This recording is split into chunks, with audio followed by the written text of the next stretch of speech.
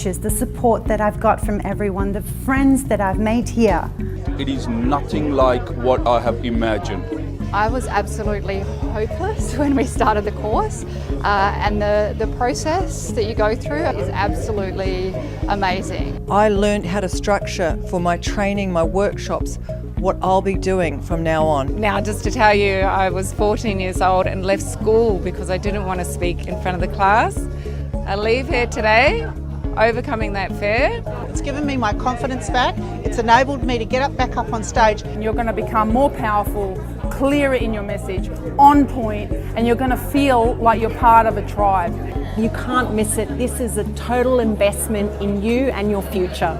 And if you are considering coming along, do not hesitate. The transformation from day to day truly is incredible. If you're looking to get your message out, I highly recommend that you join Sam and the team for their boot camp. Powerful, spectacular. Incredible. Awesome. Fantastic. Amazing journey. You've got to come. You've got to be here. Try them, honestly. It'll change your life.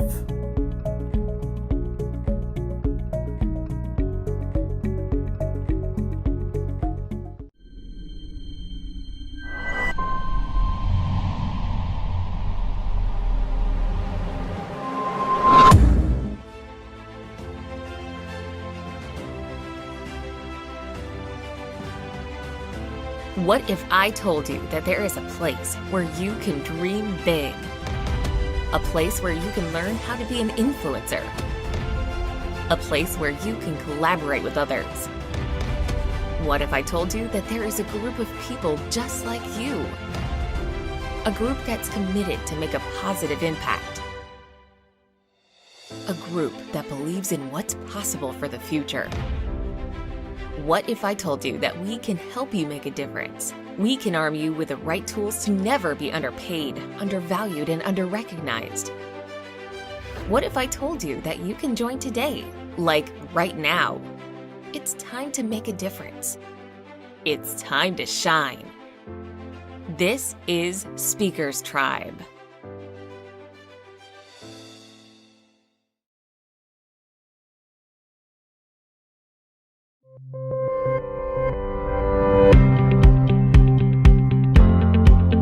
One thing that I want to acknowledge you about is investing in yourself and ultimately spending time in online education. If you can learn how you can influence more powerfully through video, if you can learn how to create like your online virtual product and even make money online right now, then I'd love to help you through that journey as well. To all the staff from Speakers Institute, you guys have been really supportive and really, really lovely and encouraging. But to everybody else, for all of your honesty and your courage for stepping up here and just giving all, because I've learned so much from every single one of you and it's just been really, really good. I just wanted to say, being out of the workforce for 6 years, looking after little kids, and this is the first course I've ever done. And it was astounding. It blew my mind. It was beyond my expectations. And thank you, Kate, for the feedback today. That was brilliant. And it's given me the confidence to back myself, because I didn't have that before. Because, you know, when you leave for a while and you come back, it's all a bit dodgy. So thank you. Sam, thank you. Thank you. Thank you. That has been absolutely awesome. I've learned a hell of a lot today, and I really feel like we're all improving. So thank you so much. It's been really awesome. I wish everyone all the best on the course. I think it's a wonderful course. And Sam, you've created an amazing business, but I also want to congratulate the people you've got working underneath you, because it wouldn't be that great if you didn't have all this wonderful resource. And I congratulate them for supporting you. It's excellent. I'd actually just like to thank Sam and the team so much for everything you've done, but I'd really like to thank everybody else. I have learnt so much from all of you. It's just been so exhilarating. I'm so excited for each and every one of you, because it's just the growth in such a short space of time has been phenomenal. So thank you all very, very much.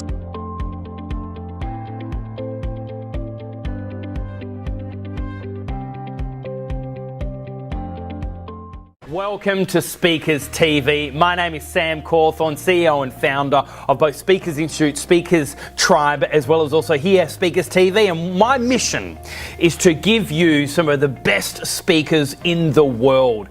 And so we've actually searched all around the world, finding out what are the latest trends, who are the latest influencers, and bring them to you live in this episode. So here on Tuesday, wherever you are in the world, we wanted to thank you for tuning in, and please lean in where you can, write down notes, because I know that there is a reason why you've tuned into today's episode here on this amazing Tuesday, wherever you are in the world, and certainly we believe that the best is yet to come.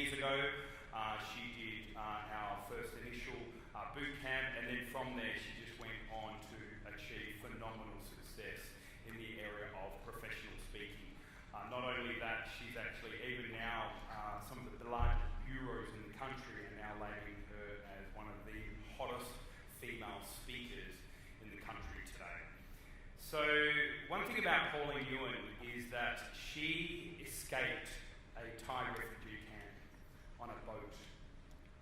From there, then she came here through to Australia. Her and her brother then co-founded the world's most awarded Vietnamese restaurant, and it's there in Sydney, and it's called the Red Lantern. Not only that, she also wrote her best-selling book as well. And guys, one thing I love about Pauline is she really challenges the status quo. She looks for ways how she can disrupt culture to create a new world of what's possible as well. So guys, this next session, I know that you'll be absolutely blessed. So ladies and gentlemen, please put your hands together for Pauline Nguyen! Look at you first. Let me look at you first and breathe you in.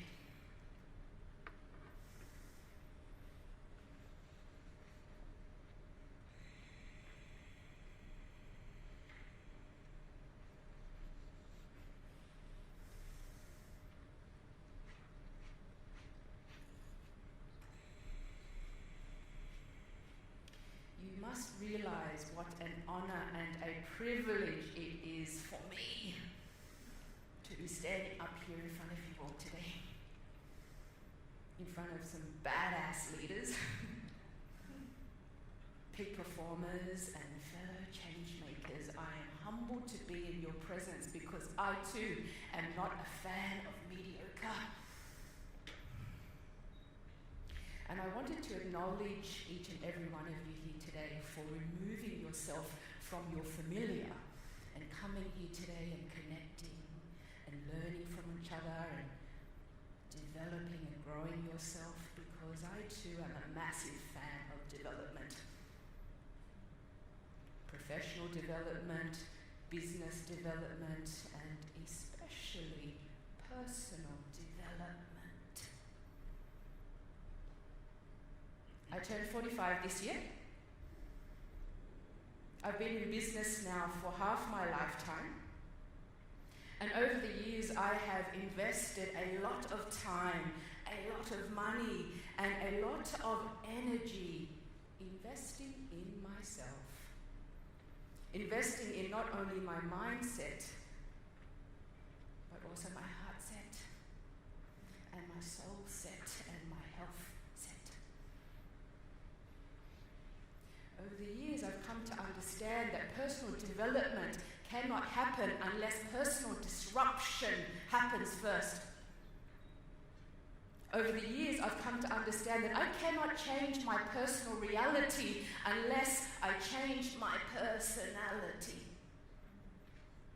I am continuously rewriting my story. I am continuously redesigning my destiny. I am continuously reinventing myself.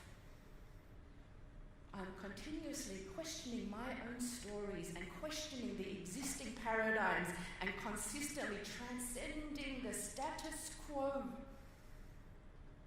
so that I can become the woman I am destined to be. The person I am meant to be, not the person they told me I should be. Thank you for allowing me to be with you today.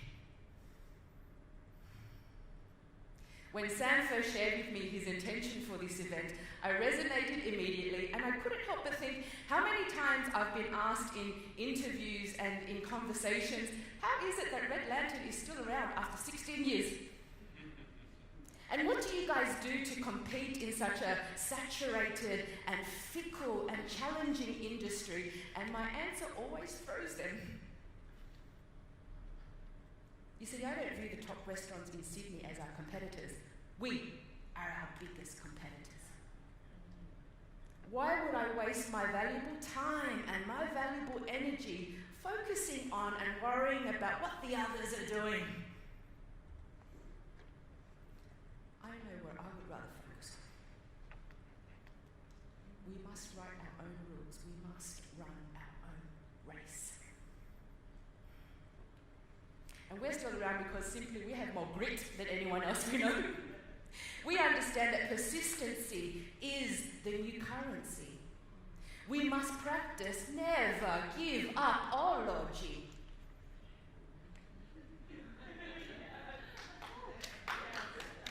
And there's something to be said for still staying in the game long after the others have given up. Because the universe rewards the unreasonably determined. So we've been in business now for 16 years. This places us in the top 4% of businesses in the world that have survived more than 10 years in business. It also means that 96% didn't make it this far. And we're still around because this is what we understand. We understand that change is the only constant. We can always rely on our mate change. Change is the only constant. Not only must we learn to embrace change, we must learn to expect change. Not only must we learn to expect change, we must be the change. We must learn to continue to innovate and create and collaborate. And what is innovation? Innovation is simply taking the same way we've always done things and shaking it up and asking what's working, what's not working, and pulling out what's not working and putting in new systems. Listening to new voices, learning new concepts, developing new belief systems, becoming new people so that we can be better than before. Charles Darwin puts it so beautifully in his law of evolution. It is not the strongest of the species that survive, nor the most intelligent, but the ones most adaptive to change. I would add that it's no longer just survival of the fittest. It is survival of the most fitting. The ones who are the most nimble, the ones who are the most flexible, the ones who can transcend the status quo so they can be better than before. Now, I've always run my personal life and my business life based on my two greatest values, which are growth and gratitude. And it is at the intersection of growth and gratitude, which is where I thrive. And I'm so grateful to be standing here today, to be able to share with you a part of my story. And I wanted to ask your permission. I wanted to ask your permission if it was okay that I got a little bit personal with you today. Is that okay? Yeah. Because I believe order to tell the full arc of a story, we can't just talk about the good stuff. We have to share some of the bad stuff that happened as well, so that we can truly appreciate where we came from and what it took to get here. Is that okay if I got a bit personal with you today? Yeah. Thank you. So my story starts in Vietnam. And when Saigon fell to communist rule in 1975, my father realized that he had no choice but to escape Vietnam. And the only way that he could do this was to build a boat and smuggle himself and his family out to sea. I was 3 years old at the time, and my brother Louis was 2. My grandmother begged him not to leave. She couldn't understand how a parent would want to risk perishing their children out at sea. But my father is a very determined man. He stands at just 5'1", a little shorter than myself. It is possible to be shorter than myself, by the way. Even without these heels. But what my father lacked in inches, he made up for in courage and determination. And he had already made up his mind. He would rather die trying than risk imprisonment or a fate far worse. The re-education camps. And he would tell me, it's not enough that they want to take our freedom, they want to take our thoughts as well.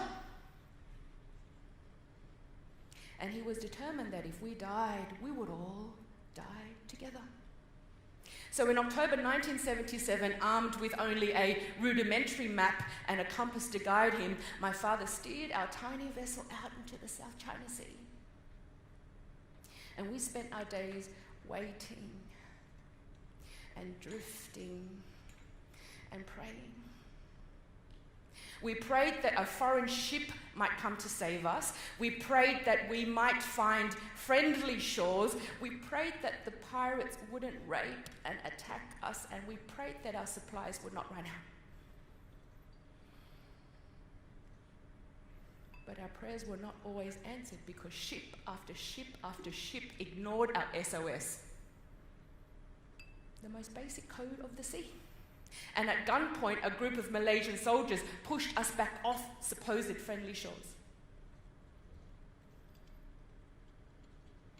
We ended up in Thailand, where we spent a very difficult year in the refugee camp there. My mother gave birth to my brother Luke inside the refugee camp. And in 1978, Australia finally accepted us. The government housed us at Westbridge Migrant Hostel, and my father quickly found a job working on the production line in the Sunbeam factory in Campsie. Sunbeam gave him the graveyard shift from 2 p.m. to 2 a.m, and they gave him all the jobs that nobody wanted.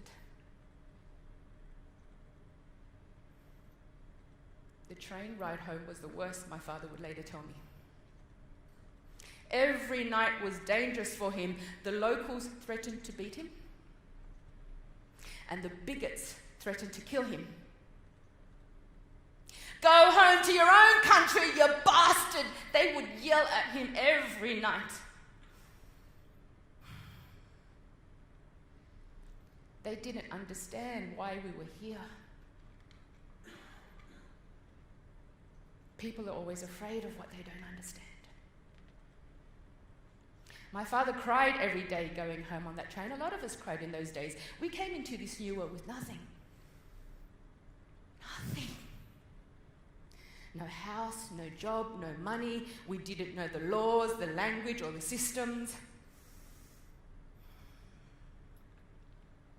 My father had nightmares. And it's the same dream over and over. He's back in Vietnam.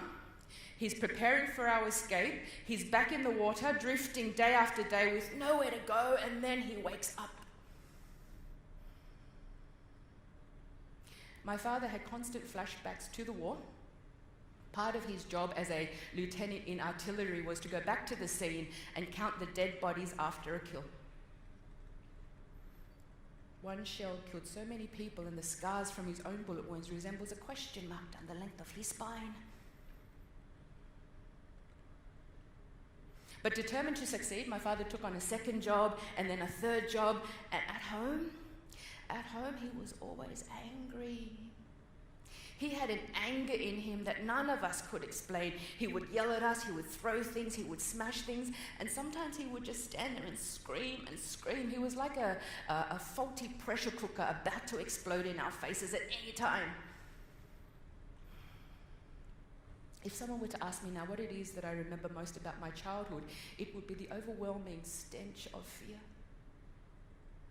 Fear followed me everywhere that I went. Fear stayed with me every day. I know what fear smells like. I could not get rid of the stench of fear.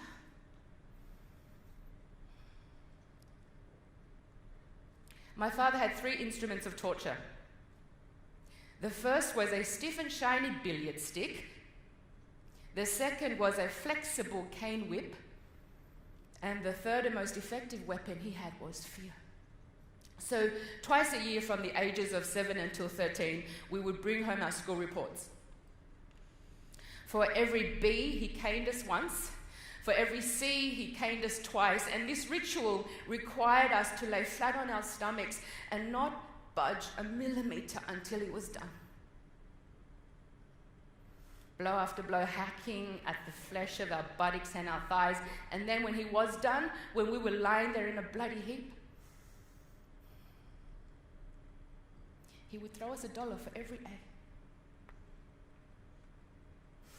Every day in the 7 days leading up to report day, he would lay out his instruments of torture for us kids to see, and every day we would hold each other and we would pass them and we would rock each other and we would say, "Be brave. It'll be over soon, just be brave." The reality of our lives was unfair, unkind, and affectionless. Mentally and physically, we were strong. Emotionally and spiritually, we were a mess. My father was determined to raise 4 high achievers. He wanted to make sure that the sacrifices he and my mother made were honoured. But desperate for a better life, my father quickly moved us to the outer western suburbs of Cabramatta. Anyone here from Cabramatta? You know where it is, my old stomping ground? He chose Cabramatta for its strong sense of community. He loved the idea that so many of his friends had created such a life for themselves in a short period of time. He understood that the secret to their success was an unconditional dedication, which was often fueled by an underlying desperation. And it was during this time that he was struck by the entrepreneurial bug. And he was struck hard. And of all the businesses that he could have opened, he decided to open a video library. "Why a video library, Dad?" And he would say, "Because all Asians love action movies."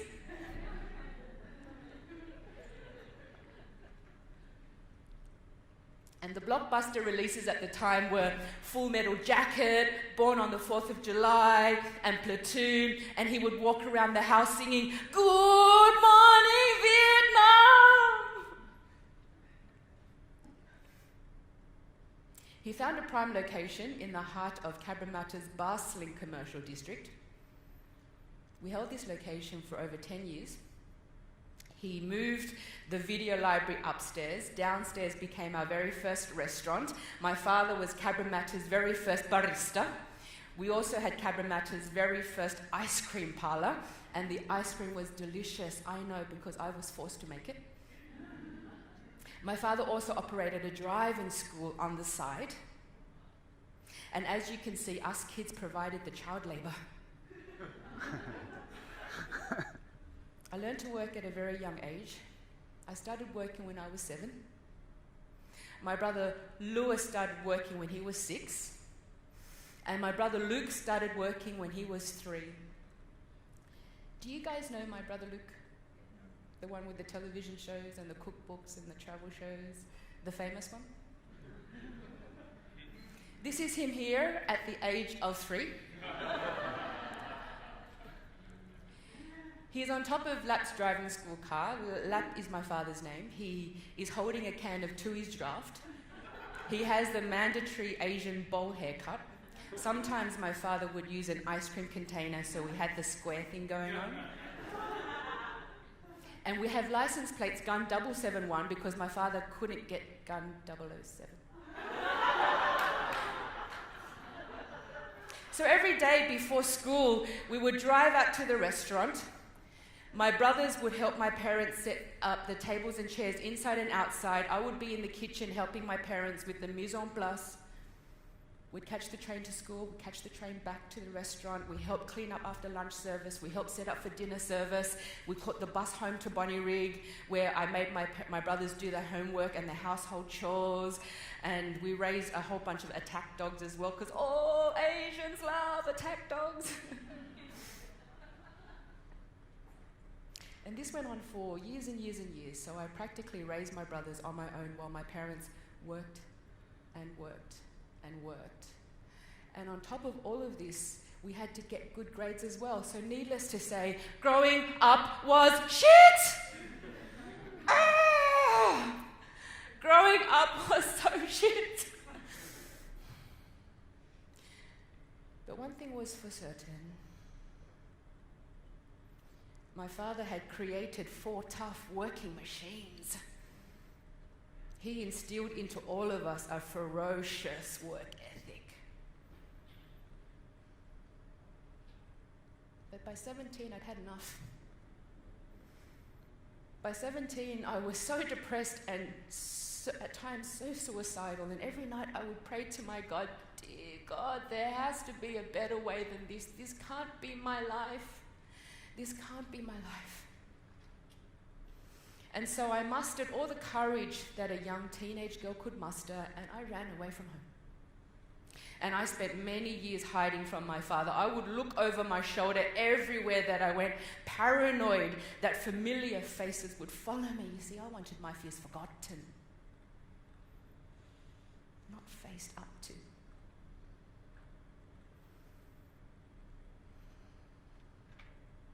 I put myself through university.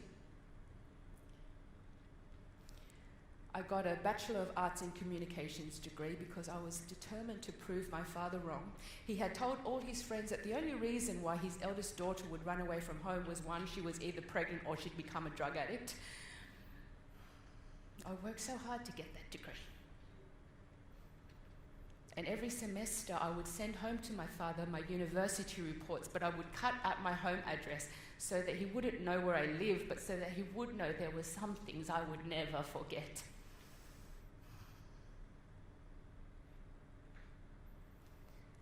But there comes a time where you need to overcome your fears by looking at it in the face. And for the sake of my mother, and for the sake of my father, and for all the shame that I had dumped on my family in the years that I was away, I reluctantly reconciled with my father. And out of duty, I would go home to visit, and I hated those visits. I hated that sense of claustrophobia and suffocation I always felt in his presence. The meetings were always so stifled and false.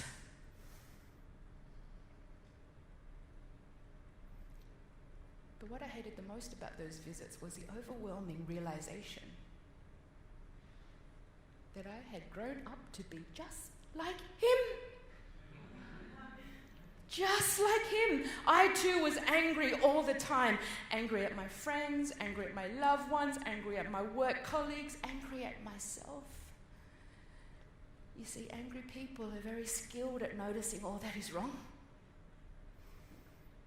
Anger and judgment were the default emotions that I ran to. It's all I knew. It's how I was brought up. It's what was downloaded onto me. Error detection and judgment were the emotions I ran to. My neuroscience coach refers to it as the right-wrong virus. A mind operating system that has error detection and judgment at its core. This is essentially a prevalent human condition. You see, those who judge the most are always secretly the ones who feel the most judged. And I carried this anger with me for many years. And later, when my husband and I decided to have children, I was determined that the cycle end here. I was determined that the cycle end with me. I was determined to not pass on my anger to the next generation.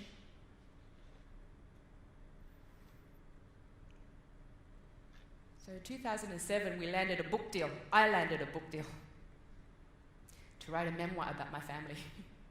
And as I'm writing this book, my fears returned. As I'm writing this book, I'm thinking, how am I possibly going to survive my father's reaction to this story?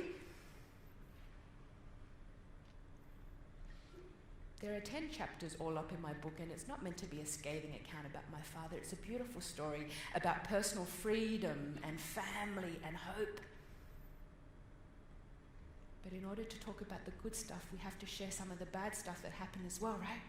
And it was my intention to finish my book and then give it to my father in its entirety so that he could see the full arc of the story, so that he could see what a beautiful story it really is.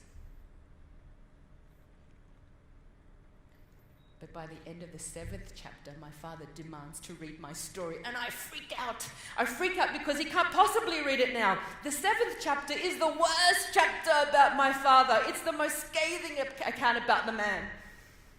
And he can't possibly read it now. It's not finished. But you don't say no to my father. And I had no choice but to hand over my unfinished manuscript. The story about his life, written by his prodigal daughter. I didn't hear from my father for 3 months. 3 months. I needed to hear from my father. I needed to finish my book. I needed to move on.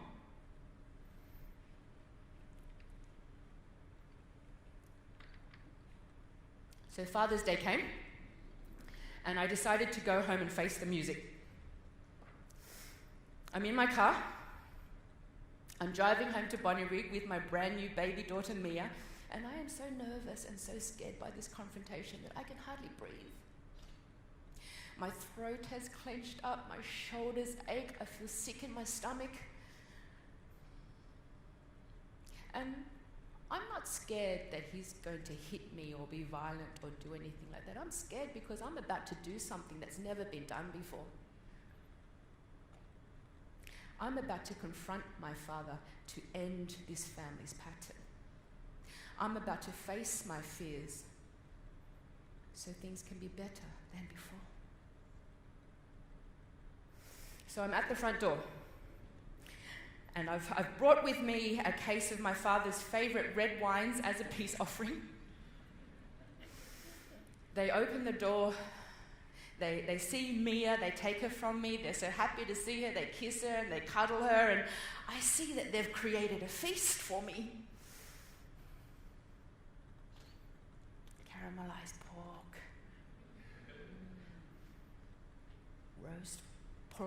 roast duck, tomato prawns, and bitter melon soup. And we sit down to eat, and I ask my father, Dad, what do you think about my book? And he says, it's good, but there's just one thing wrong, there's just one thing wrong. What's that one thing, Dad? The fish sauce recipe is wrong. What do you mean the fish sauce recipe is wrong? We sit down to eat and we pretend some more and we pretend some more, and I ask him again, Dad, come on. What do you think about my book? And he gives me the same response about the bloody fish sauce recipe. I am so frustrated at this stage. We're never going to connect. I'm never going to finish my book. I'm never going to be able to move on. I grab my baby, I grab my things. I'm about to leave, and I ask him one last time, Dad, please, what do you think about my book?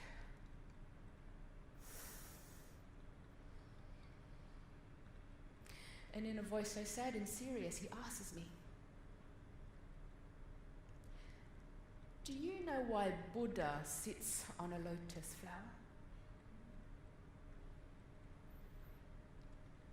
No, Dad.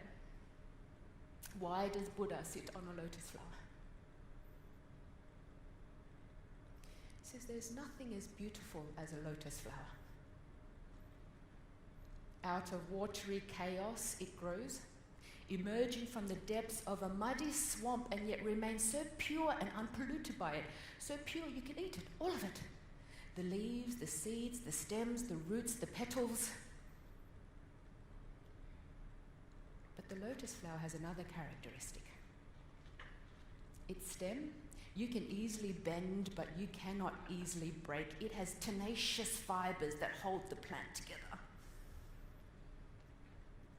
My children are lotus flowers. You have grown out of the aftermath of war.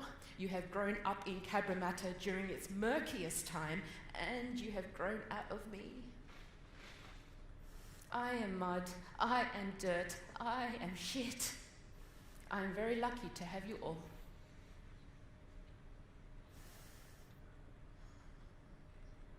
And with those words, my father gave me everything that I had been waiting over 20 years for. He never gave me an apology. I didn't need an apology, but what he did give me was acknowledgement. Acknowledgement of the harm that he had inflicted. My father later tells me that there is a right time and a right place for everything.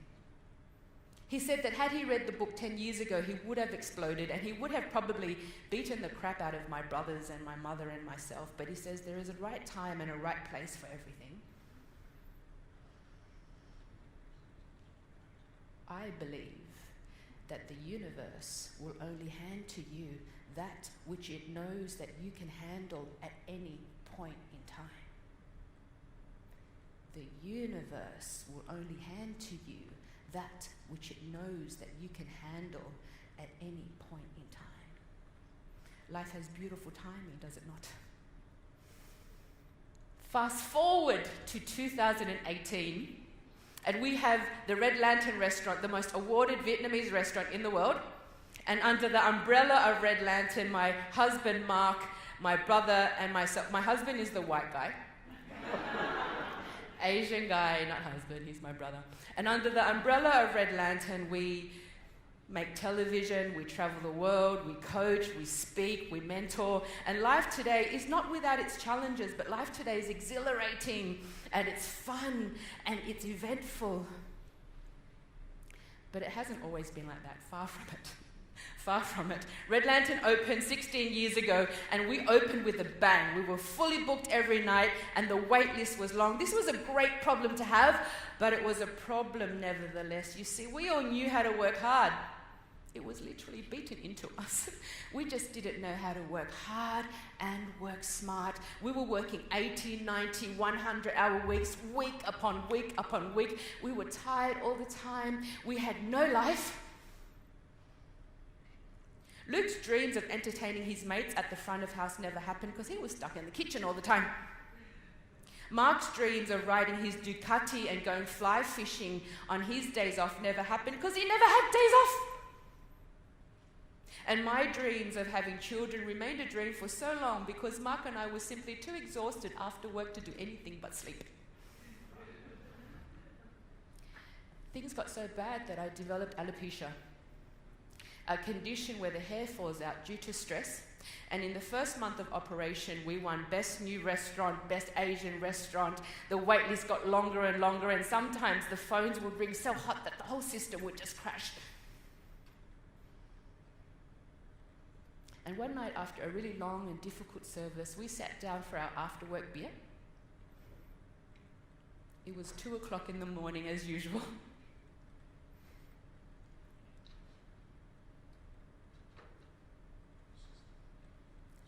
My body ached. My feet hurt, my sciatica was so acute, my shoulders hurt. I was tired of being tired. And it was at that moment I had flashbacks of my parents all those years ago working like dogs, and it fascinated me how history has a way of repeating. This wasn't why we went into business. We went into business to have fun, to grow, to have a life, to contribute, to leave a legacy. And it was in that moment of decision that our destiny was shaped. We vowed to one another that from this day forth, we would start living our lives deliberately and not by default. We vowed to one another that we will continue to rewrite our story, reinvent ourselves, redesign our destiny. We vowed to one another and we promised that we would continue to remain interesting so that the media, the public, and our customers always had something to talk about and pay attention to. And so, Luke landed a television series, multiple books, travel shows, and his shows now air in over 120 countries around the world, making him one of the most syndicated chefs in the world. Mark's book, The Urban Cook, Cooking and Eating for a Sustainable Future, is a topic that Red Lantern is very passionate about, and he also had a 6-year stint on a show called Ready, Steady, Cook.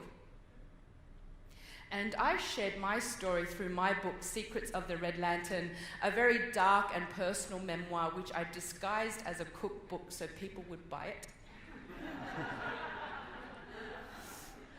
It worked a treat. I won Debut Writer of the Year for it. It became an international bestseller and has completely changed my life.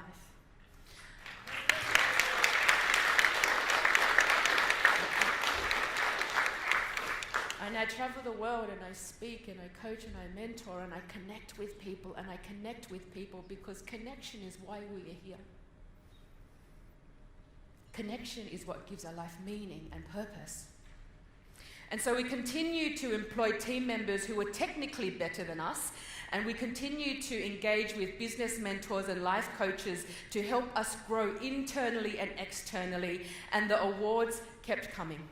We've won wine awards, restaurant awards, speaking awards, book awards, but the award I'm most proud of winning is the Telstra Business Award for medium businesses. We beat like 6,000 entrants. I worked so hard for that award.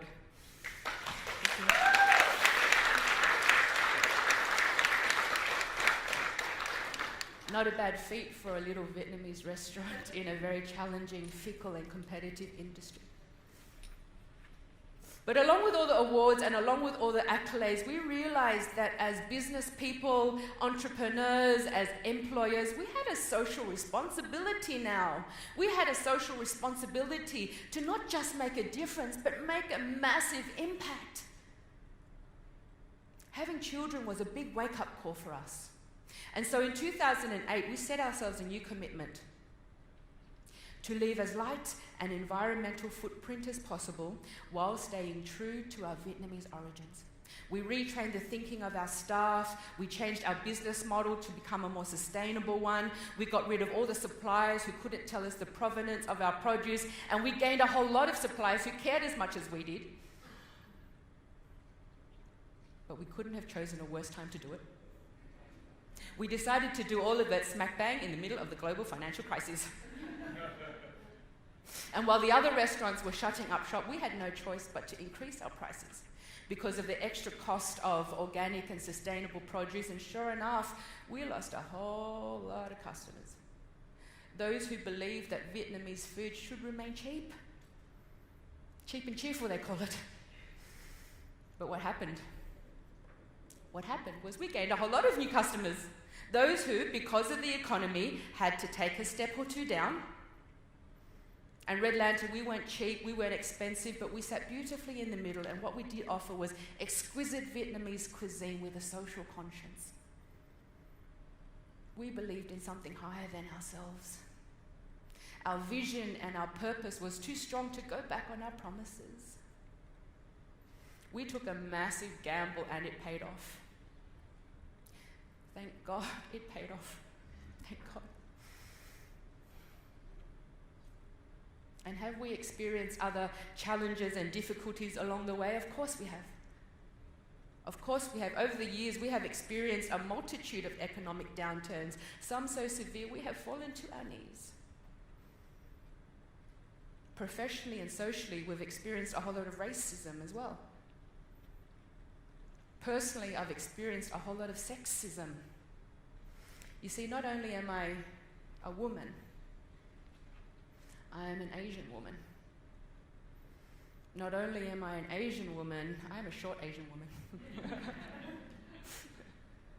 Jokes aside, and truth be known, whether the discrimination is blatant or unconscious bias, I'm cognizant of such issues, but I do not subscribe. Why would I waste my valuable time and my valuable energy being bothered by the ignorant opinion of others? Why would I waste my time being worried about things that I cannot control? I know what I would rather focus on. It is my internal ecology that matters the most. And also, I don't do victim well. So what did we learn? How did we achieve the things that we set out to achieve? I wanted to share with you 3 concepts today. These are the 3 concepts that have allowed Red Lantern to still be around for 16 years. These are the 3 concepts that have allowed us to show up time and time again as the next best version of ourselves.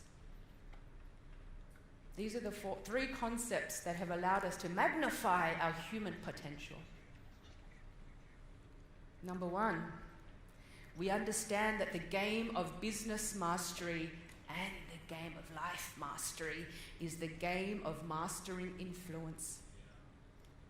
The first person we have to master influence over is ourselves. Emotional mastery, self-mastery matters the most. And as leaders, we are all leaders here. As leaders, when the shit hits the fan, not only must we be responsible, we must be responsible. As leaders, when the shit hits the fan, we have to show up calm, composed, and collected, not to freak out or complain or play victim. As leaders, it is our responsibility to snatch as much positive value and to make as many empowering meanings as possible to any perceived problem that comes our way. It is our internal ecology that matters the most, to keep strong the gatekeepers of our minds and our hearts. For it is our internal ecology that will directly reflect and directly project upon our external kingdom. Because calm is contagious.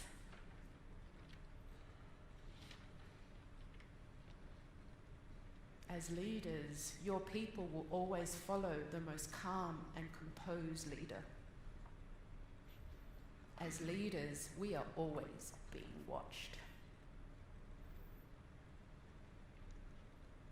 2, the obstacle is the way. May I have a show of hands who has read this book? It's so good. I was in a stadium of 4,000 people and 4 people read the book. I'm glad that I can give you value in this way. The obstacle is the way, the timeless art of turning trials into triumph. The art of turning trials into triumph is written by a guy called Ryan Holiday. Holiday has a background in marketing. Holiday argues that obstacles do not inhibit our success. Obstacles create our success. And how we respond to obstacles, respond, not react. How we respond to obstacles is what defines us. Because from here to there, from here to the other side of the obstacle, if I have to smash through it, dig under it, climb over it, run around it, from here to there, to the other side of the obstacle, is my pot of gold. Because man, the new systems I've got to implement, the new voices I've got to listen to, the new belief systems I have to adopt, the new person I have to become from here to there to the other side of the obstacle is my pot of gold. Because the universe will only hand to you that which it knows that you can handle at any point in time. So that problem you have, the problem that you're losing sleep over, the problem that you're so stressed about, what if it wasn't so bad? What if you could make yourself so expansive and so elevated that that problem becomes so small? And what if embedded inside that problem were benefits designed especially for you? It's the same in business. Bad businesses are destroyed during crises. Good businesses survive. Great businesses thrive. Great businesses use the obstacle as a launching pad. They flip the situation around, they dig deep, they find whatever benefits there are, and they use it as fuel. They turn misfortune into good fortune. I call this being unfuckwithable.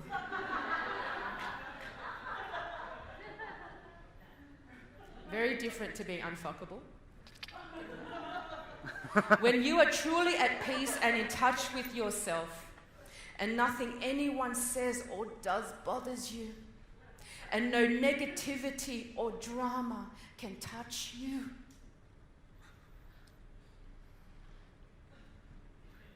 Success, true success, isn't about having the best P&L or the best marketing strategy or the most social media following. True success starts from the inside out. True success is about having the best mindset, the best heart set, the best health set, and the best soul set. Because that cave that you fear to enter holds the treasures that you seek. The obstacle is the way. And the last concept is my secret weapon. I'm often asked, how is it that I have the time to do all the crazy stuff that I do? I do a whole lot of crazy stuff. I'm an adventure and adrenaline junkie. And between my husband and I have 2 children. Between us, we don't have nannies or babysitters. We do it amongst ourselves because for me, it's not about time management. For me, it's about energy management.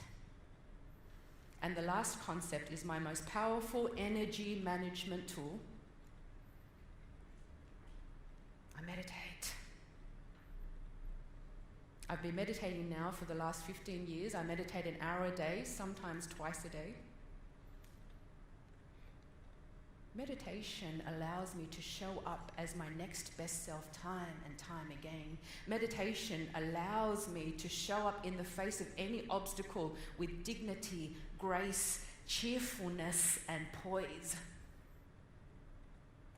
Meditation allows me to transcend the status quo, to practice the art of acquiescence, of finding cheerfulness and compassion even in the toughest of times. Mind training allows me to make my dreams come true. So Harvard University conducted a study a few years ago, and they followed around a whole bunch of top performing CEOs from all around the world to see what all these CEOs had in common. They had 2 things in common. The first, they all admitted to following their intuition. Second, all of them meditated. And the more they meditated, the more intuitive they became. Meditation no longer sits in the realm of mysticism or woo-woo-ness. Meditation belongs in the realm of neuroscience, behavioral science, emotional science. What meditation allows us to do when times get tough, it allows us to pause and think intelligently and choose the emotions we want to run to rather than being controlled by our default emotions that we came into this life with. When the going gets tough, meditation allows us to choose how we want to show up. And I ask you, how do you want to show up? How do you want to show up in the face of your customers, in the face of your employer? How do you want to show up in the face of your lovers and the face of your children? How do you want to show up in the face of yourself?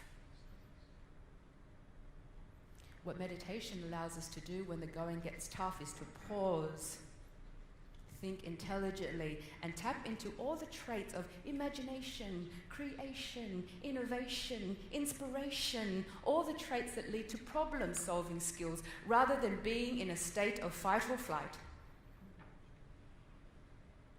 I had the absolute privilege of having lunch with Captain Kevin O'Prey. He's the captain of the Queen Mary II.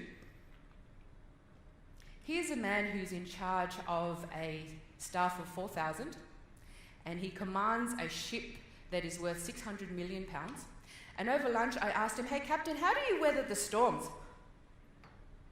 How do you keep so cool at the helm?" And he said to me very matter-of-factly, he said, "Well, I meditate. I meditate and I practice NLP and I study hypnosis." And he admitted that under a psych test, the more stressful the situation became, the more calm he became. We are riding on the back of a sleeping giant. We just have to know how to whisper in its ear. And all it takes is practice. Daily decisive practice. Theodore Roosevelt puts it so beautifully. What such a man needs is not courage, but nerve control and cool-headedness. This he can only get from practice, because the quality of our emotions is the game of life. So I'm often asked, what is the secret to our success? How is it that a bunch of Vietnamese refugees can go on to achieve so much?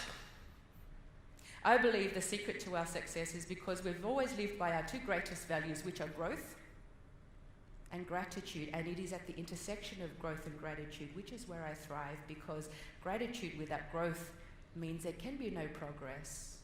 And progress is the one thing that makes us human beings truly happy. And growth without gratitude is like a cancer. I've never believed that I'm the victim of any of my circumstances. I believe that I am the beneficiary of all the things that have happened to me and of all the times that I've chosen how to show up. Can you imagine if we lived in a world full of beneficiaries and not victims?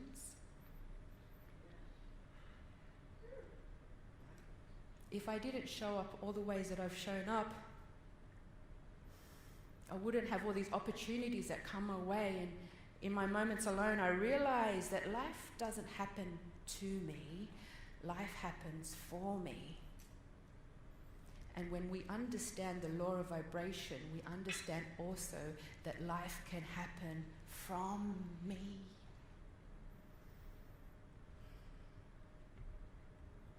If I didn't go through all the things that I went through, I wouldn't have these three amazing people in my life today. My husband Mark, my daughter Mia, and my son Jethro. What a lucky beneficiary I am. What a lucky beneficiary I am. So for the last 16 years, Red Lantern has experienced some of the most rewarding and delicious times. We've also experienced some of the most tumultuous and horrific times. But we will continue to evolve, and we will continue to overcome, and we will continue to transcend the status quo and rewrite and redesign and reinvent ourselves. Since day one, our credo has always been to share the journey. Not only our journey as individuals, but our journey as a collective. And from the bottom of my heart, I want to thank you so very, very much for allowing me to share with you my journey today. Namaste.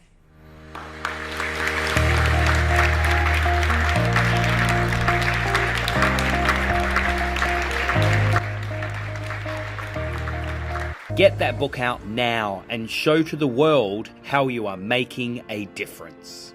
Hi guys, my name is Sam Cawthorne and I'm a multiple times international best-selling author.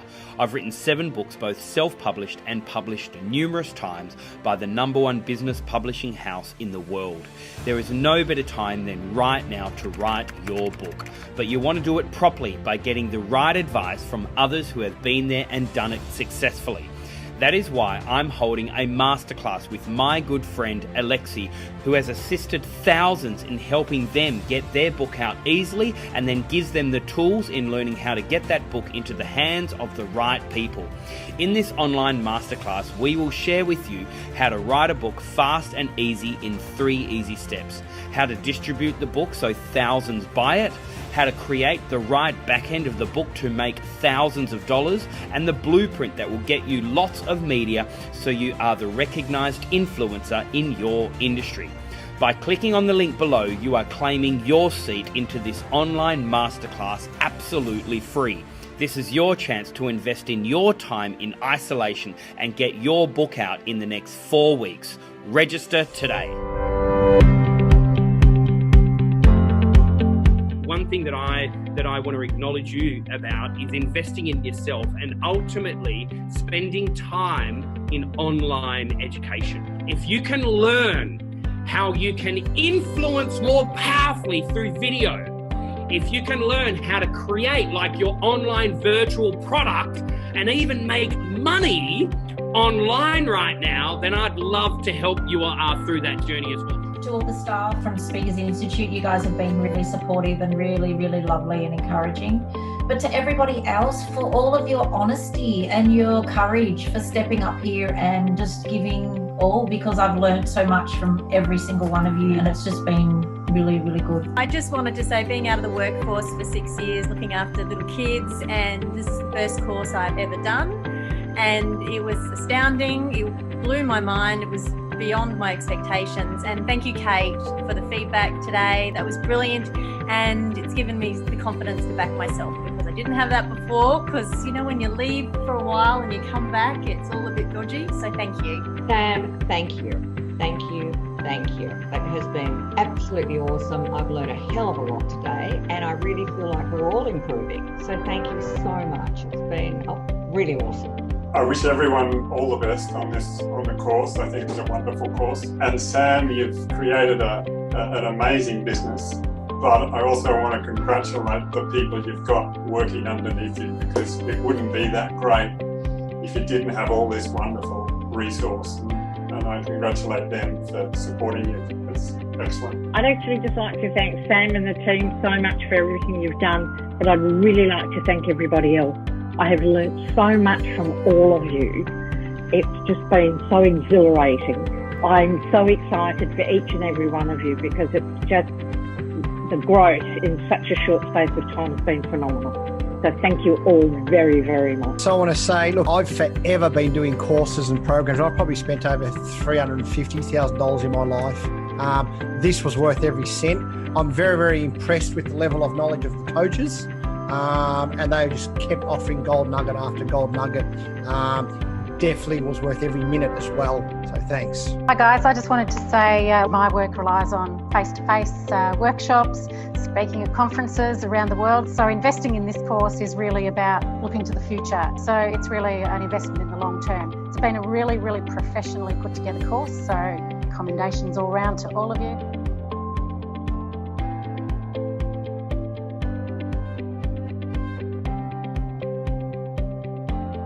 Amazing experience that I've had in a lifetime. The coaches were phenomenal, and I've found the process that they follow and the material that they have presented us excellent.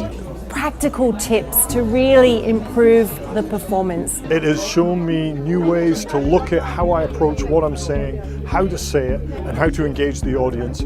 You know, it's just amazing the amount of information I've received from the coaches, the support that I've got from everyone, the friends that I've made here. It is nothing like what I have imagined.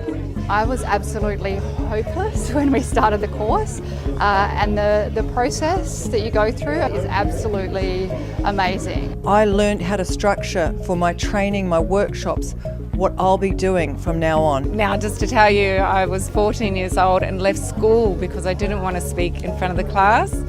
I leave here today, overcoming that fear. It's given me my confidence back. It's enabled me to get back up on stage. And you're going to become more powerful, clearer in your message, on point, and you're going to feel like you're part of a tribe. You can't miss it. This is a total investment in you and your future.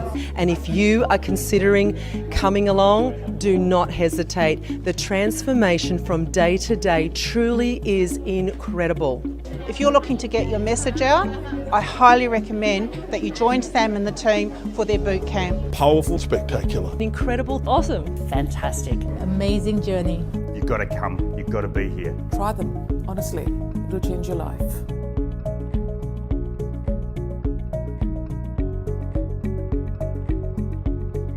I really always wanted to make an impact. When I was a young girl, I had this drive in me to really make a change. And I studied environmental science and marine biology, and I worked in the corporate world for about 8 years as an environmental professional. But I just realized that wasn't making an impact for me enough. I wanted more. And then while I was going through this whole transition to figure out what I really wanted to do, I came across these people. And I realized for me to really grow into that next step, what I needed, I wanted knowledge from people that knew their stuff. I wanted to have that community that supported me and understood me, and really the professionals that have been through it that could guide me on my way. My future is gonna look amazing. I have so much that I want to be sharing, but also the confidence I have now to do that. I'm writing my own book. Next year, I'm launching my new keynote, and it's unstoppable. What I can do from there, I'm just so excited, and I can't wait to share that with everybody. The big thing is, you need people around you that inspire you. If you don't have those people around you, how can you even see that next step? I really think about the future. I plan, I set those goals for myself. But someone needs to spark that little idea in you to begin with. What is possible? And I've seen that it's possible. I've seen people around me that have done it, that are successful, and I can do it. And I'm absolutely certain of that I've got what it takes now that I'm here.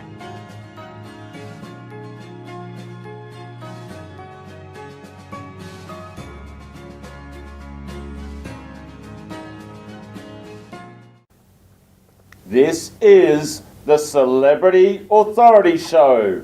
Please welcome your host, Sam Cawthorn. Yay! I'm excited. We have Kate Birchall in the studio. Thank you so much for joining us, Kate. Thank you very much for having me, Sam. So you're an expert and coach in lactation. Yes. Is that right? That's correct. What exactly is that? That is a specialist in breastfeeding support for mothers. And you've always been in this field for how long? Over 30 years, yeah. My passion. I began as a mothercraft nurse. I saw a need to support mothers and help with feeding, and I climbed the ladder, more or less, with my own education to reach to where I am today. Kate, I'd like to talk about that in a moment, but I'd like to also hear a little bit more about your story and your journey, because you also live with a disability. I do. Is that right? Tell us a little bit more about your story. Okay. I was hit by a car at the age of 4. It was a head injury, so I'd lost all my learnt skills. I was unconscious for 10 days. You were in a coma for 10 days. I was. They didn't know, it was a long time ago, so they didn't know what was going to be my prognosis. Was there anyone else hurt in the accident? No, I was hit by a car with a number of other children. I decided to cross the road and got hit. So my family have been very, very strong, supportive, and brought me up as a normal child, got me going, got me doing things. So can I just go back for a moment? So you were in a school trip and you were crossing the road by yourself? Or? No. I was at, we were at a children's party. The mothers were all chatting together. The children were all together on the footpath. Quiet street. Half the children went across the road. I stayed with one of the other children to buckle up their shoe. I got tired of waiting. And I wanted to go and join the other kids, and I didn't look, and I took it across the road. And I was hit. And was that here in Australia? Yes. Yeah, in the suburbs of Melbourne. Of Melbourne. Yeah, okay. Melbourne. Yeah, yeah. So you were in a coma for 12 days? Yep. Lost all my skills. Part of my brain was affected, so the other parts of my brain took over. I was very, very lucky at the age of 4 that my body compensated. So, apart from my spasticity down one side, I've been very, very fortunate. I've been able to keep going and doing what I want to do. Tell us a little bit more, the spasticity on one side. What does that mean? At first, my right arm did not work for 6 months, and eventually it came good, slowly. The spasticity gives me limited movement I get, but it'll go off and do its own thing when I'm really tired, and I don't know where it is. Used to be when I was a kid at school, you know, when you use your pencil and your rubber, the rubber would be in this hand, it'd be up here, and I'd need to rub something out, and I'd forget where have I lost? Oh, it's up there in this hand. So, yep, my right leg, stunted growth, muscle tone's different. I walk with a limp. I live with that. I didn't realise it was that bad watching all the videotapes of recent years. I just accept me as me, and I get on with life. I think I probably strive more because I want to achieve. Kate, you are so inspiring, and thank you so much for joining. So tell us a little bit more about your journey towards being an expert in lactation. Did you become a nurse as soon as you left school, or? No, I actually worked in childcare when I first left school. Chose that path, which was mothercraft, nursing and childcare. But I really loved my placement in hospital. I found my niche, my passion was caring for babies and mothers. Over the 30 years, what we do is very different. It's got more and more positive, the care and the way the care is given. I chose to self-study and sit the international exam for lactation consultants. What initially made you curious? Like, why lactation? Why did you decide that was there? Is there a story associated with that, or you were just simply curious towards that specific pathway? I think just curious, yeah. Yep. Okay. I loved children or babies when I was little kids. So And what you saw mothers struggling, or you saw not at that age. I probably wasn't quite sure at the time, but you know, where do you go when you finish school? Pick and choose. Pick and choose. And I got a part-time job in childcare, and you know, I sort of stretched in that direction. Great. Yeah. So then you did the lactation course, etc., and then you went on to be. I did the mothercraft course and worked in the hospital for about 7 years, and saw that the hospital was behind the times. So I did that further education so that I could have a voice to make a change. Great. And that's why I became an international board lactation consultant. And then I wanted to do more. So then to get more of a voice, I got involved in board sides of the Australian team, which is international, which is LACANS, which is Lactation Consultants, Australia and New Zealand.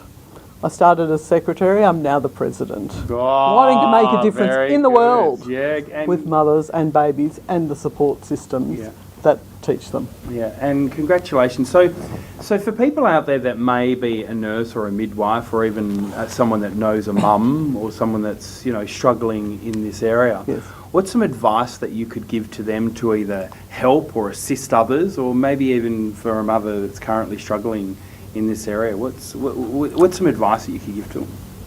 Okay. Depending where they are, take a breath. Remember, your baby is your baby, and they love you, you love them. Just take time. I think the first thing for mothers, if they're about to have a baby or before, on that birth, all being well, put skin to skin with that baby. Apart from keeping the baby warm and comforted and settled, that also helps to bring your hormonal levels up, to bring up your milk supply. It's also a love hormone that it kicks in. It's called oxytocin. It's got a lot of good feeling. You get it when you hug someone for more than 20 seconds. It is an amazing hormone. Yeah, right. It's really important to hold the baby well and close without layers of clothing between the two of you, mother and baby. Get the baby close and well positioned. Makes a huge difference at how much that baby will latch and how well that baby will latch. Yeah. Kate, over the last 20 years, are there any worrying trends that you are concerned about when it does come to motherhood in general? Obviously, you've been in the industry now space for so many years. I'm sure you've noticed some trends that are leading towards. Are there any worrying trends that's worrying you, or is it more positive signs? I think people are more anxious about getting it right straight away, which makes it really harder because you're already anxious, which the babies read your feelings. Just step back, take it easy, take it slowly, breathe. Let the baby find their way. If a mother lays back with a baby on their chest, they will settle better, they will reconnect and often crawl their way. It sounds crazy, doesn't it, crawling, but they do actually find their way, and they can self-latch in many cases. Yeah, right. Kate, if there was a quote or something that you've been really inspired towards, all throughout your journey, if there's a message or a specific thing that you wanted to share with everyone out there, what is your most favourite message or quote that you've heard? There are so many with breastfeeding. I think, at the moment, it would be mother's milk is liquid love. That is beautiful. That is absolutely beautiful. And what's next for you, Kate? I mean, obviously, you've reached the pinnacle of your industry. You're, president of the association, etc. You're travelling the world. You're sharing the message. What's next? I think speak. Get that more out there. Professional speaker. To those just starting in the midwifery area, they need to know the basics, those simple things, so that the mothers don't get to the pitfalls of those babies not getting enough milk or those nipples getting really, really, really sore. And Kate, you are the right person to have that voice in the marketplace, without a doubt. Kate, what do you do for yourself to recharge? What do you do for you so you still operate at the level that you do operate and you still become the best at what you do? What do you do for you? I go to a gym about 3 times a week and I play tennis. Very active, good. Active tennis. Yeah, well done. That's really... Kate, thank you so much for joining us here on the show. However, look, just before you go, we have a challenge. For all of our we have a challenge for all of our participants that come along. You don't have to, but the challenge is 10 questions in 60-second challenge. So Kate Birchall, do you accept the challenge? I will. All right, Kate, your time starts now. Favourite colour? Green. Favourite food? Avocado. Ooh. Favourite celebrity? Djokovic. Djokovic, yes. Favourite actor? Julia Roberts. She's a great actress, isn't she? Favourite professional speaker? You, of course. Thank you. Favourite book? I Get You by Warren Tate. Ah, very good. Favourite movie? Pretty in Pink. Pretty in Pink. What is it? What's Julia Roberts' most famous one? Pretty Woman. Yeah. Pretty Woman. Favourite city? Favourite city? Melbourne, of course. Of course. Yeah, that's where you live. Favourite drink? Gin and tonic. All the way. And favourite pizza topping?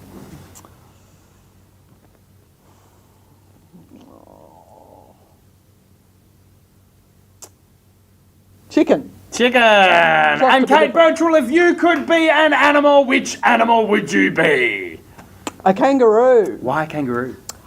Because they have their baby with them for so long in their pouch and they get around. Very good. Kate Birchall, thank you so much for joining us here on the Celebrity Authority Show. Thank you. Thank you. Henry Keogh knows a lot about the power of choice, particularly its power to break free from negativity, despair, and hopelessness. He should know. He spent more than 2 decades in jail, learning some of life's toughest lessons. His new passion is sharing the battle-proven tools he acquired so others can break free of their life's prisons. Strap into your seats as Henry revealed how he masterminded Australia's greatest jailbreak. Ladies and gentlemen, this is Henry Keogh! Have you ever been blamed for something that you didn't do? Imagine being blamed and punished severely for something that never even happened, because that's exactly what happened to me. My fiancée died on a Friday, 3 days after her 29th birthday, and just 6 weeks before our wedding. I came home and found Anna slumped, motionless in the bath. My brain screaming at me, get out, get her out, and she'll be okay.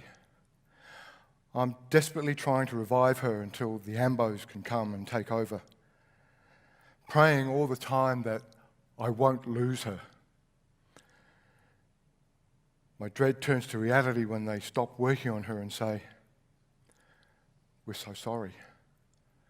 There's nothing more we can do.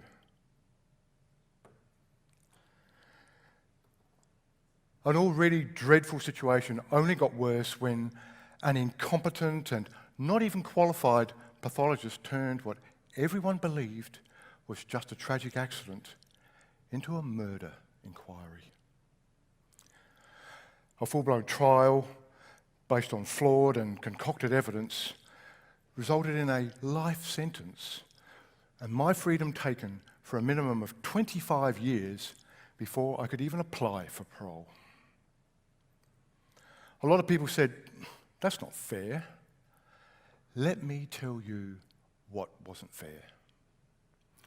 Through no fault of theirs, my 3 young daughters from a previous marriage had their father wrenched out of their lives, missing out on 2 decades of birthdays, Christmases, and holidays. No more taking them to basketball and cheering from the sidelines. No shoulder to cry on when life got too much. And no father to walk them down the aisle at their wedding. It should be black.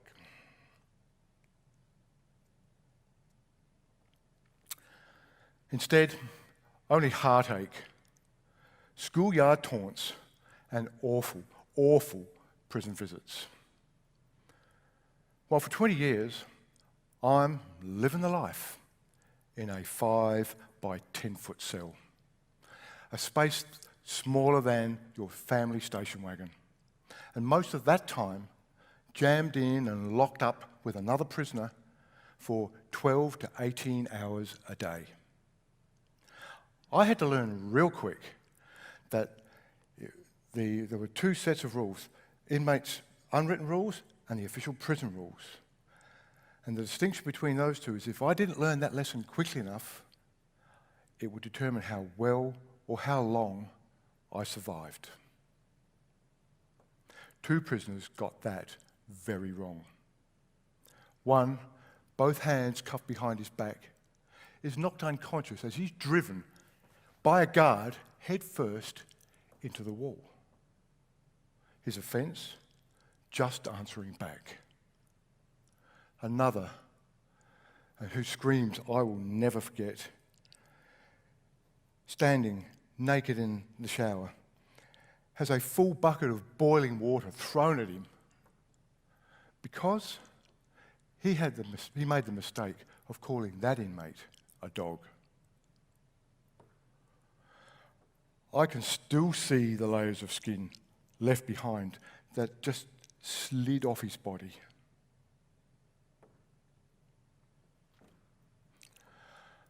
I've been asked if I experienced threats or violence. Yes, and my silence was bought with the threat of harm to my children. I believed I'd die in jail. I believed that just because of the countless despair, depression, how could I not? I stopped eating because sustaining a body and a mind that had been stripped of power, all dignity, and worse, any hope, it seemed utterly pointless. I fell into deep depression and I considered suicide. But knowing what that would do to my children and a promise that I'd made to my father, even that release was denied me. If I had to stick it out, I knew I had to choose my own path to freedom. I set what I believed were 3 achievable goals. I knew I had to look after my head, my health, and my heart. But I still stumbled. I fell back, and I nearly gave up many times. Excuses are always easy to find, aren't they? I'm only human. We all are. Controlling the voice in my head was my first goal and the hardest part of the battle. If I had to stop obsessing over things I had no control over, if I couldn't control it, I trained myself to let it go. And that included no longer caring about... Why is this not working? No longer caring about the things that...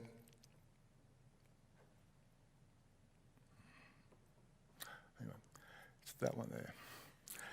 About the things that people said, thought or said of me.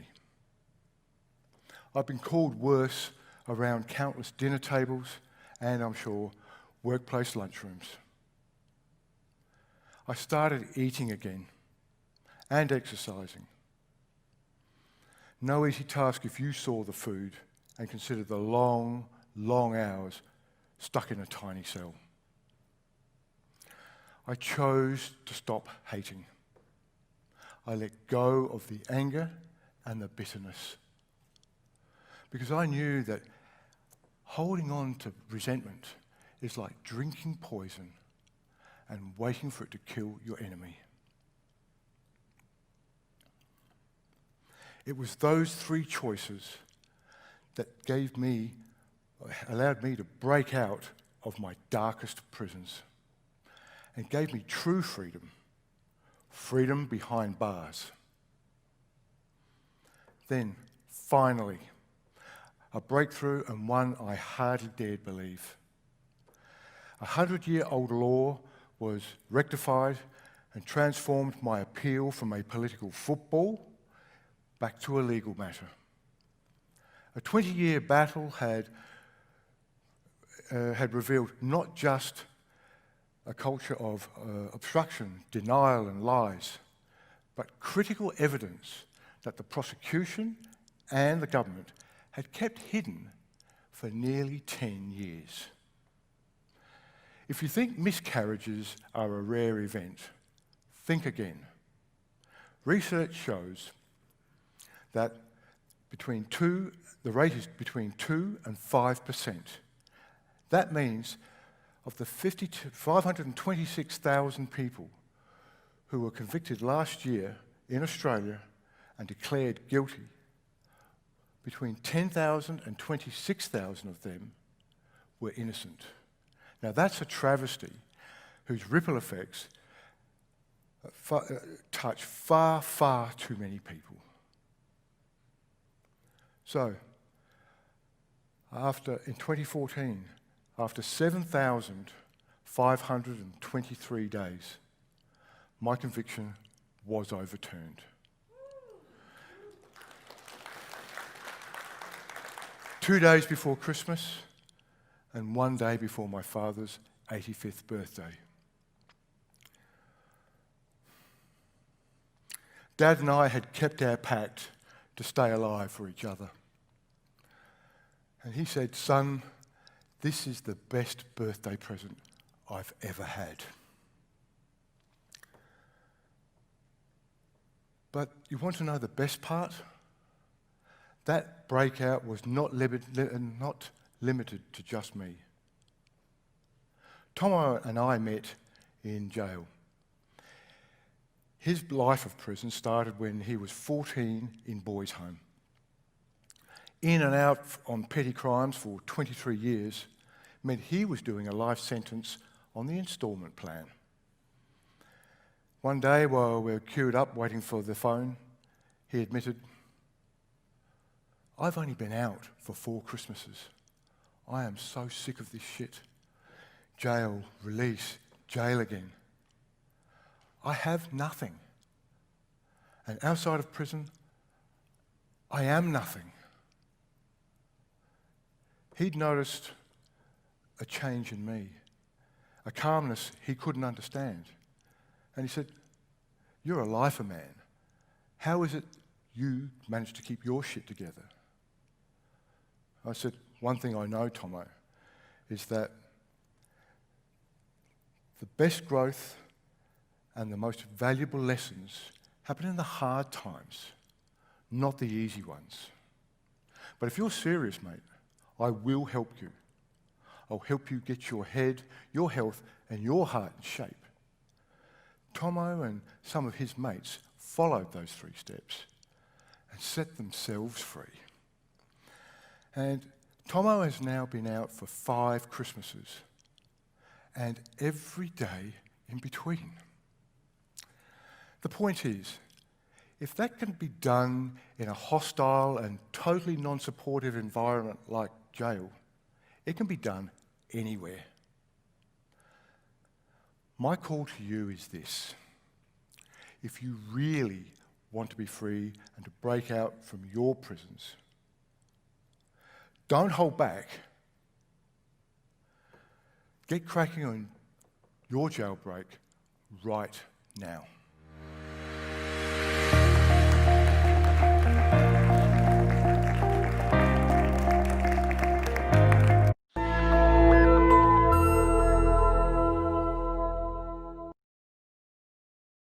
Hi guys, Sam Cawthorn here, CEO and founder of Speakers Institute and also Speakers Tribe. I'm super excited about today's video because it's all specifically around persona. Now, the dictionary meaning of the word persona is actually more around a character of what you display. Whereas for me, the way that I look at this is, what exactly do you want to emulate to the world? In other words, what do they see? They meaning your customers, your clients, your marketplace, etc. What exactly is the brand that you want to have out there in the marketplace? What is the persona, the character, the presence, the visual image of what you are portraying out there in the marketplace? You know, I've done a lot of media, right from TV all the way through to radio, as well as also some print media as well. And I've been really consciously aware exactly how I look, particularly in both the print media, in my photos, as well as also on the camera on TV as well. From my shirt through to the coloured jacket, through to my unshaven look, all the way through to my smile and my charisma, or my certainty and my confidence and my seriousness. So that's exactly what we will be unpacking today, is what exactly do you want the market to see you as? How exactly do you want you to be seen? Is it professional, serious and credibility-like? Or is it more joy, playful, fun and entertaining? Or maybe it's just simply a little bit of a mixture of both. We're going to unpack that a little bit today. So we're going to study a few cases here, as well as also look at what really people in the marketplace are doing today. So first of all, let's have a look of some people out there. First of all, we're going to have a look at Richard Branson. Now, one thing I love about Richard Branson is he always has exactly the same look. As you can see here, it's very fun, adventurer, dreamer, risk taker. He has the long hair, which really equals a bit of freedom. Blonde and surfy look, which is more around adventure, as well as also that beard, wisdom, as well as also rebellion, as well as what we see in there. So if you do a Google search, this is pretty much so what you will see. You will see exactly the same facial expressions, fun, laughter, visionary. You'll see this guy that's got the long hair, always got that goatee beard type thing. And so he has this congruent persona that you're always going to see out there in the marketplace. Let's have a look at someone else. This guy here is Dr. Demartini. You might have heard of him, may not have. He's really is like a spiritual guru, really helps you with your beliefs. And so as you can see here, this guy here is very European, world influence, classy, security type look. He's very also old school with the pinstripes. Expensive quality, high roller, as you can see there. Page boy haircut, which is very his signature look, which you'll see across the board. His suits are all very power suits, quality, double-breasted, clean cut. He's a sharp businessman. So again, if you have a look here at the Google search, he pretty much has exactly the same look across the board. Again, this is the persona that he has out there in the marketplace. Now let's have a look of Kylie Kwong. She is a celebrity chef, if you don't know who she is. But she's like this Asian culinary influence, creative, crafty, minimal, simplistic, always has those dark frames on her glasses. Her hair is very straight, shoulder length, face is very warm, smile. She's got that oriental style look with the reds and the whites, crafty accessory to complete look. And then again, if you have a look at her Google search in images, you will see pretty much show exactly that same look with those big glass lens and obviously also that shiny black hair as well.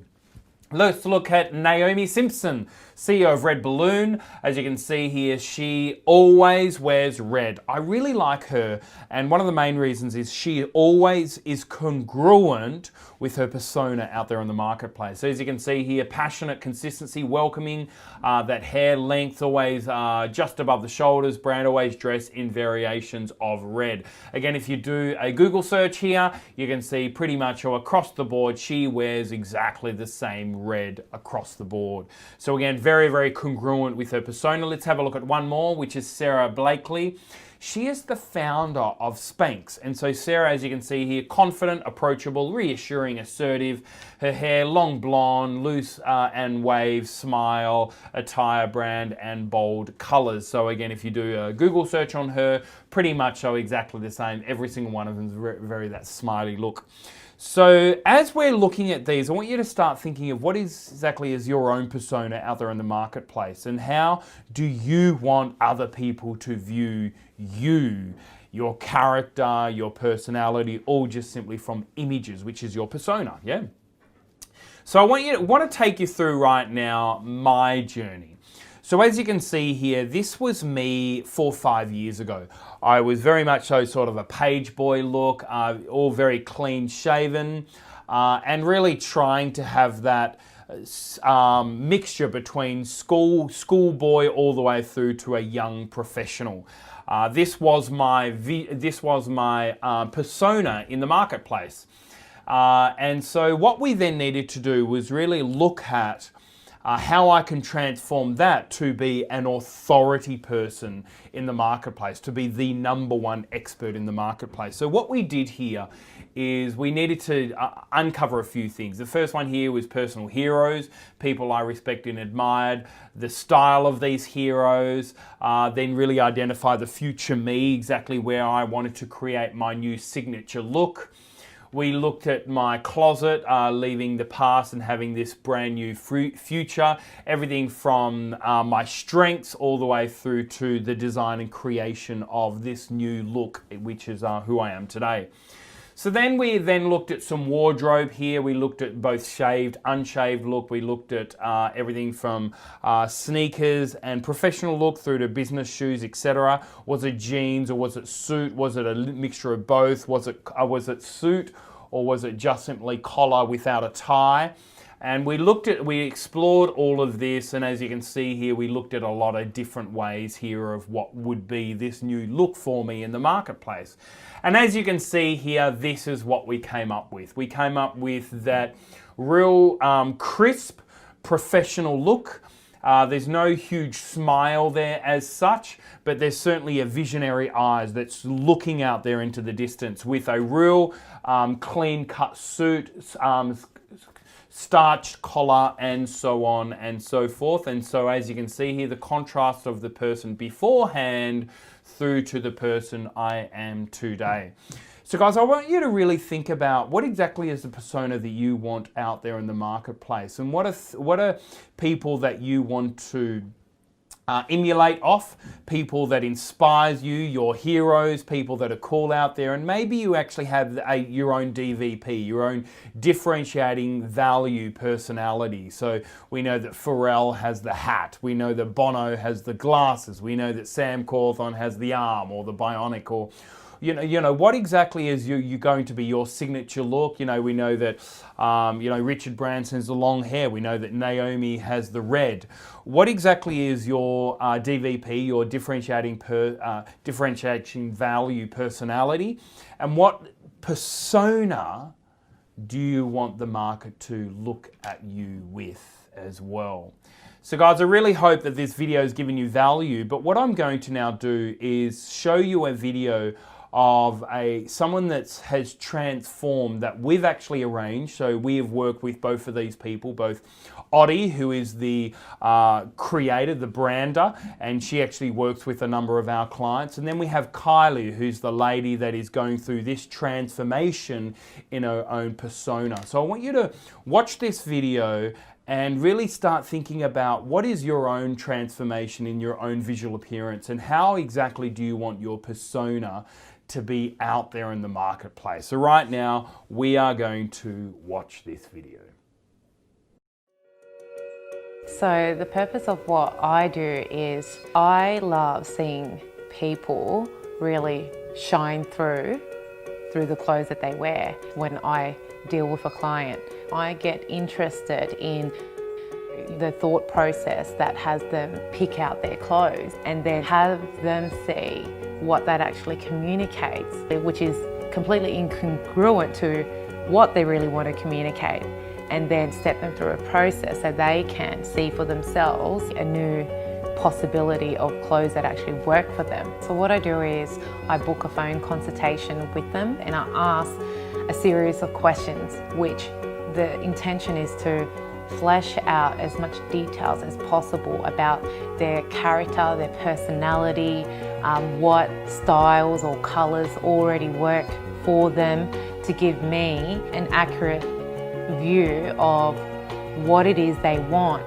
The next step is booking in a wardrobe audit or assessment.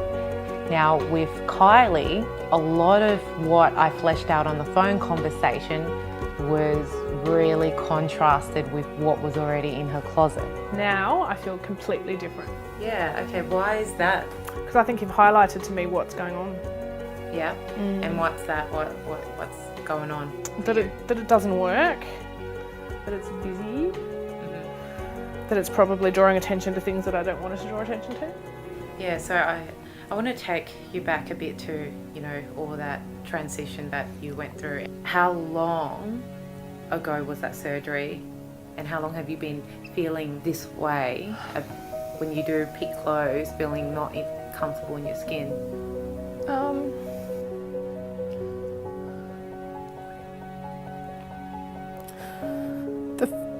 The first surgery was November 13, and the last one was September 2014. And were these dresses purchased before or after your surgery? That one before and everything else was after. Okay, and I can see already what's in this section is very busy, very loose. Yeah, it's almost like a copy and paste, isn't it? Yeah, all of these had been picked out to really hide what's been going on with you. You're not comfortable in your own skin. And what else? Like, what's all this emotion about? It's not a nice way to feel. And now you can see, basically, this is, you know, not the message you want to communicate to people. You know, so I now want you to get connected to what do you love about your business and your job? In a way, I suppose I'm in the transformation business myself, but it's around relationships and it's around helping people connect more authentically with each other. And when there's barriers in the way between that connection, helping them to see what they are and accepting each other for who they are. And it's funny.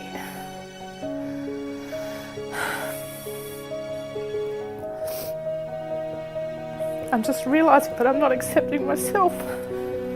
You had been completely avoiding this area and you know, it's time to now actually take away what doesn't work. And I'm going to be completely straight with you.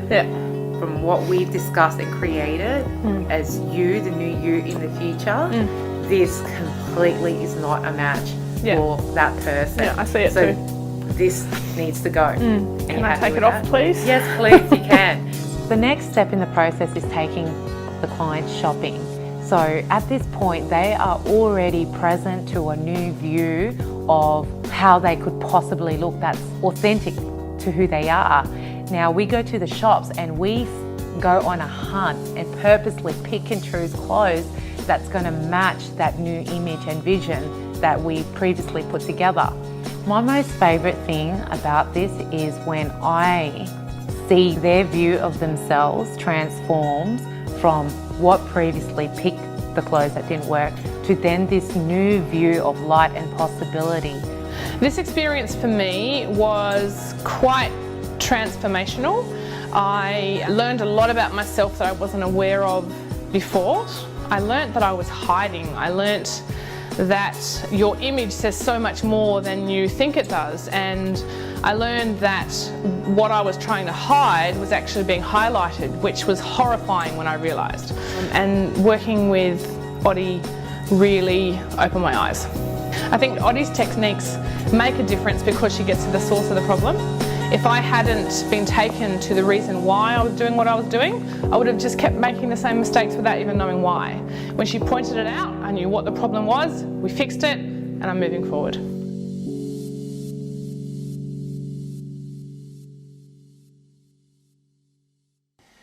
Wow, what a real powerful video there of a total transformation there of Kylie Worry, who's been one of our master proteges. So guys, I really hope that this has really started getting you think about the persona that you want out there in the marketplace, because this is actually how you're going to stand out and how people are going to know who you are, by you being consciously aware of the persona of how you want the market to view you. And it certainly makes a difference to your bottom line as well, particularly the way that people that book speakers and people that book professionals, the way that they view you as well. And make sure also this persona is congruent across your brand, from your LinkedIn profile picture all the way through to your website, and then when they first see you as well. Actually, I'll tell you this one story. I remember this one time where I was literally moving from, you know, this page boy shaven look to now this rugged facial, you know, together with a bright suit. And I remember rocking up to a gig and they said, you don't look like Sam Cawthorn. because obviously we'd send through all of our marketing materials actually showed the old me. So make sure that everything is congruent across the board and you're always up to date with the persona that you have out there in the marketplace.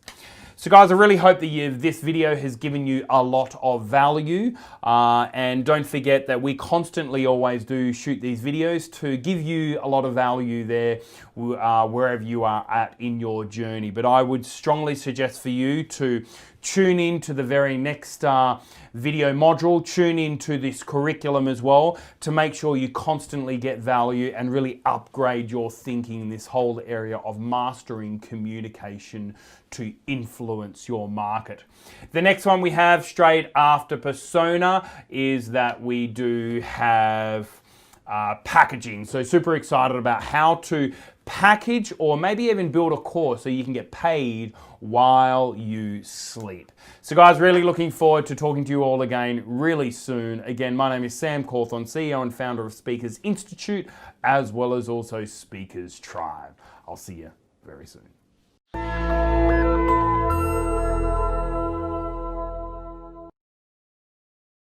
Hey guys, thank you so much for tuning in for today's episode here at Speakers TV. My name is Sam Cawthorn and we are super excited about Speakers TV and about these episodes that we bring to you every single weekday as well as also on every single Saturday. Guys, we'd love to hear from you. If you've got any feedback at all for us, or maybe you want to comment right now in the chat bar about what was your biggest takeaway from today's session. But also not only that, why don't you join us? So here at Speakers Institute, we do have a number of programs such as our online boot camps or our protege program. At Speakers Tribe here, we're all about running these big, large annual conferences every year. But also not only that, there is an annual membership that you can get where in your city we do have tribe gatherings, all really encouraging you going from where you are today to where you really want to be. Or maybe you want to tell your friends and your family about Speakers TV. But can I please encourage you, why don't you like this page? Why don't you join us each day? Why don't you tell other people about these episodes? Because we are all about really helping you on this journey to becoming that recognized voice of authority, for you to find your message and your story and get that out there into the world. We are super excited about your journey, so please lean in and join us today. To your success, my name is Sam Cawthorn, and don't forget, the best is yet to come.